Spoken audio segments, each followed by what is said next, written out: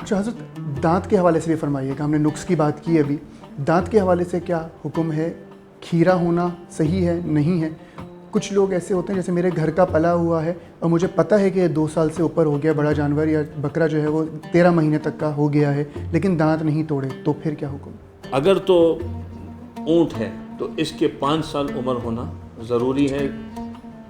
دانت علامت ہوتی ہے، دانت کے اوپر عیب کی بات تو ہو گئی ہے، لیکن دانت علامت ہے.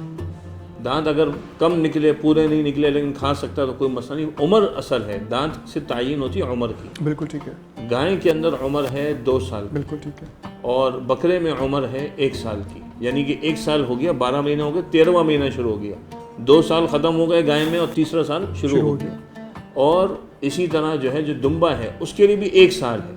البتہ دمبا اتنا موٹا ہو، صحت مند ہو کہ وہ 6 مہینے سے اوپر ہو اور وہ دیکھنے میں 1 سال کا لگے، ان میں اگر چھوڑ دیں 1 سال والوں میں، تو پھر اس کی بھی فقہاء نے اجازت دی، چونکہ ہمارے سامنے اس پر عبارات موجود ہیں.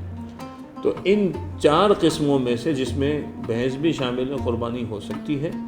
اور یہ کہنا کہ کوئی سوال کرے گا آپ سے کہ مرغی کی قربانی ہو سکتی ہے، تو مرغی کی قربانی پورا سال آپ کھائیں. یہاں عید کے موقع پہ مرغی کی قربانی نہیں ہوتی. ٹھیک ہے نا؟